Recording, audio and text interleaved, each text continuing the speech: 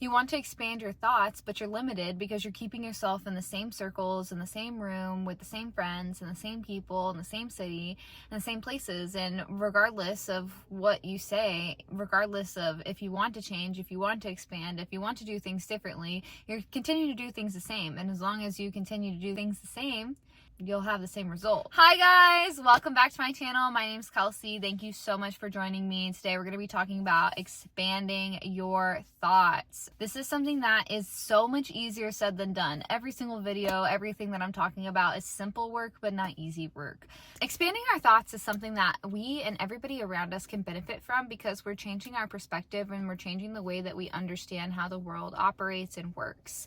And the more that we basically expand our brain and expose ourselves to different interactions and people and environments, we're going to have a better understanding of the world. We're going to have a better understanding as humans. We're going to be able to interact with more people from different cultures and religions and experiences. And as we're traveling or as we're going about the world, or maybe as we're working and we're working with different people from different backgrounds, we're going to be able to have a better ability and understanding of being able to connect with those people because you watched this video and you learned how to expand your thoughts. So starting with the very first thing is move out of your hometown. I think that this is honestly, as soon as possible, you should do that. If that's college, if that's right after college, if it's right when you're moving into your first career, move out of your hometown as soon as you can. Go away for a year or 2 years. If you come back later, that's no problem. You can choose to come back later. Some of our hometowns are amazing. Some of our hometowns, we never need to go back to them. So that's up to you to decide if you had a great hometown that you need to go back to. But in order to actually be able to expand your mind, to grow and to change and to look at things from a different perspective, we need to at least live in one other place as humans. So if we went to college in our hometown, it's time to go ahead and move out. Or maybe we've spent our whole life in one area regardless of our age. I would still recommend at least spending a few months, if not a year, in another city. That way you can kind of see what you like, what you don't like, what you learn, I was going to say what you don't learn, but really it's going to be learning what you like and what you don't like about that city and about things about yourself. I think that a lot of us, we grow up in different areas and we have friends that we have throughout middle school and high school and college, and we hold on to them, and that can be really great and special, but sometimes that can be a barrier for us to be able to expand our thoughts and our beliefs because we're not subjecting ourselves to different people and different opinions and different environments. And in order to expand our thoughts and to expand our beliefs and to change the type of people that, or to change the variety of people that we are accessible to, we would have to change the types of environments that we're going to be more accessible to more people. So the second thing that I have on the list is try new things. The things that we are most scared to do are the things that we should probably do the most. And on a lot of my videos, I bring up workout classes or yoga classes or whatever. It could be something active. It could be something creative. You could take a pottery class or a cooking class or a dancing class or anything that feels like, oh, I've really been wanting to do this and you're putting it off. Anything that you want to do, especially if you're very scared of it and you feel it down in your soul, it's time to do it. Whatever is destined for you is desired from you. And so when we start doing things that are scary or are fearful and we start overcoming those things, we're actually going to be acting in our highest self, our authentic self. And by doing those things that scare us, we're raising our vibration, we're changing the ability of the people and the experiences that can take place because we're changing ourselves.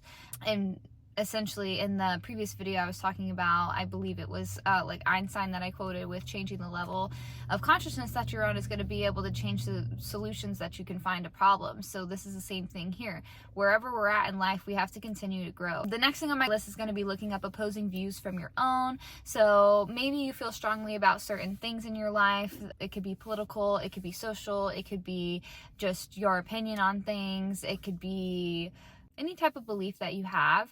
We want to look up the opposite of that belief. And so by having a great understanding of both sides of the information, then we can truly have knowledge and have a good understanding of where we want to have our belief system and where our true feelings lie. So by continuously looking up these things, it doesn't mean that we have to spend a ton of time in environments that we don't feel comfortable in or that we don't want to find ourselves in, but we do want to spend a little bit of time or a good amount of time researching things that are opposite of us. That way we can at least understand understand them, and then decide what our actual belief is. If we're continuously going through life with blinders on and trying to stay away from things that we don't like or we don't agree with or we don't understand for whatever reason, or maybe we're fearful of because the media or whoever has told us that we should be fearful of these things, by breaking through those barriers, we will be able to change our opinions, and we'll be able to have more compassion, love, and understanding for humans and for every individual on the earth, because we're actually able to understand things. I don't know if this is necessarily a quote, but something that I was doing in one of my courses and was speaking to my sister about was essentially, it may have been Gabrielle Motet, was saying that at the end of the day, we don't know what it's like to be in anybody else's shoes, and if we were in their shoes, we'd probably be doing the same exact thing as them. So by taking this time to research, by taking this time to understand people that have opposing views of us, and by really going down deep into getting that research, we may have a change of heart, and we may have a different understanding of, wow, this is the reality of people in these situations, and if I was in this situation, maybe I would have a different understanding. Next thing on the list is allow yourself to be the only person in the room who is maybe an English speaker, or maybe is a certain race or ethnicity or religion or gender identifying, or in an able body. So by finding ourselves in these different environments, we're also going to notice our unconscious biases. And by doing unconscious bias work, it can be sticky, it can be tricky, it can be hard, but the only people who are going to benefit from it is you and everybody that is surrounded by you. So doing unconscious bias work is very beneficial. And it was something that I had to do a few years ago for a multitude of reasons. And by surrounding yourself in rooms where people are different from you, there are things that are going to come up in your conscious, there are things that are going to come up in your heart and your soul that you can work through, and it's beneficial and important for everybody to work through those things. Again, it's kind of like those blinders. It's easy for us to look away and say, ooh, I don't like that feeling, let me look away from it. Oh, I don't like that I'm feeling this way, let me look away from it. And by being present, by looking things head on, by being here in the moment and just present as you can be, that's really how we are able to grow through these situations, and that's how we're able to expand our thoughts. It's how we're able to evolve ourselves into change. So an example of this, one of my favorite things to do personally, it was very challenging the first time that I did it, was I went to a Indian restaurant, and the restaurant that I went to was a very ethnic Indian restaurant. I was the only white person in the restaurant. I was not the only English speaker, but it was very apparent that English was everybody's separate language for the people that I was interacting with. And I did go there by myself, and I was getting stares, and people are looking at me from other tables and things like that. And it's an experience that I cherish, and it's an experience that I seek out from time to time, and it's an experience now that I'm super comfortable with, especially the place that I go to. I know the owners, I know the staff. It's changed into a cultural experience where I get to experience this culture and experience interacting with people, whereas if I didn't have the courage to go into that restaurant to begin with, maybe I wouldn't be where I am now.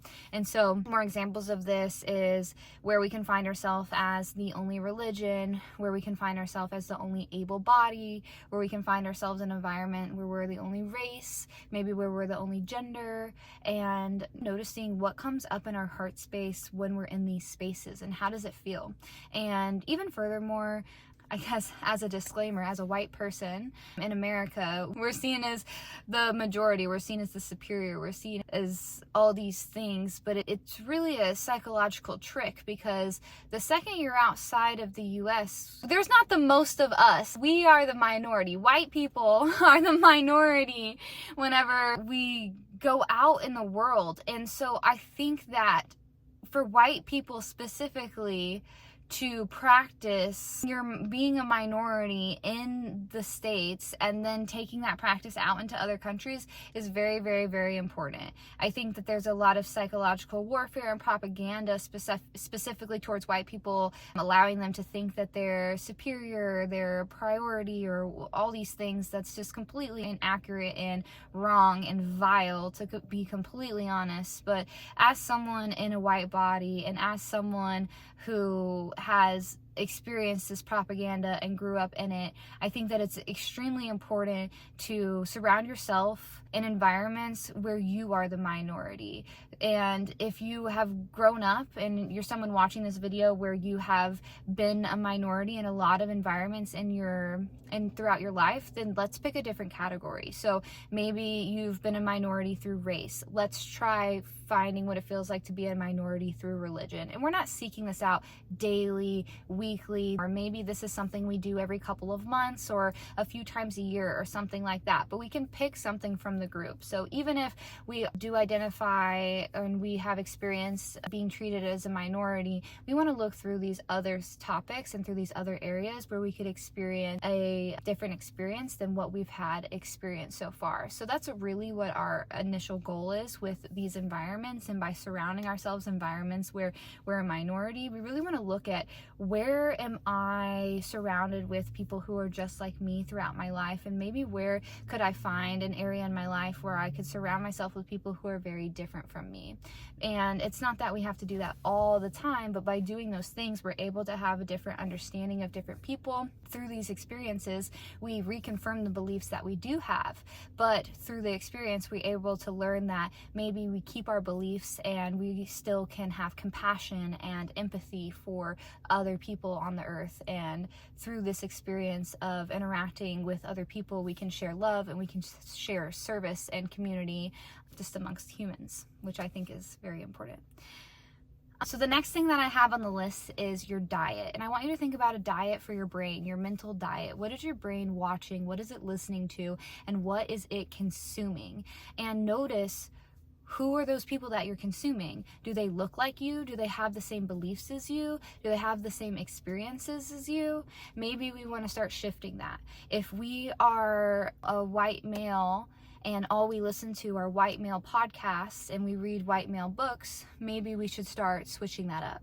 And same thing goes, if we're a white female and all we listen to is white female books and white female speakers and podcasters, then it's time to start switching that up. We want to listen to people from all experiences, all backgrounds, people that we don't agree with, people who have stature and education and can provide information, but also people who are from all areas and all backgrounds. And by really giving yourself this time to interact and learn from people who look differently than you, it's going to expand your thoughts, because the way that we think is similar to those who are similar to us. So in order to expand our thoughts, we would have to search out the thoughts of those who are not similar to us.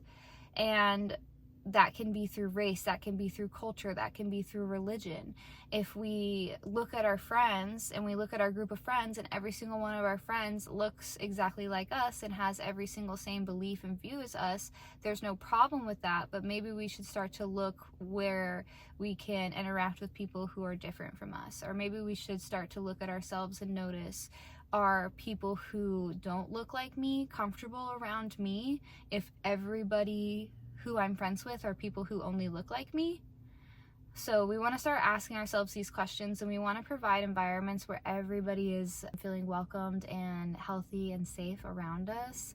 Obviously, we don't have to be friends with everyone, but in order to be a good human and to be able to interact and to give service and to give love to people, I think that it's important to understand what they're going through, where they're coming from, their experiences. And that's really not something that we can ever do, but all we can do is listen and be present. And by listening and finding a new diet with people who have different experiences and opinions and beliefs and viewpoints, we can only grow and expand. And last thing I'll say here is we want to remember that we have our own discernment. Whenever I first went through an experience where I was changing my fundamental beliefs, my unconscious mind was very afraid. My unconscious mind was, wait, but we think like this. We viewed this our whole life. What will happen to our identity if we start to shift this belief? And I don't want to tell you too much because I want you to go into these experiences and feel those unconscious biases come up for you on your own, because each and every single one of us has them, even though it'd be easier to say that we don't, and it'd be easier to look away, and it'd be easier to say, of course, I don't think this thing or feel this thought. But just like we all have intrusive thoughts, we all have unconscious biases. And by looking away, we're only doing a disservice to each and every one of us that are here on the earth. So I encourage you to look at your unconscious biases head on. I encourage encourage you to expand your thoughts. I hope that this video was helpful. And just remember that regardless of the information that you decide to go seek out, regardless of anything that you're learning through this life, you always have your discernment to decide what you believe. You can put yourself into rooms with things that you don't believe and listen and stay there for hours and then walk away and say, I'm going to use 5% of that. But that doesn't mean that your time there was a waste. Maybe you needed that 5% in order to change your perspective about something else.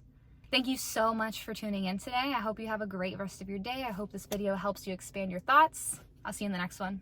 Bye, guys.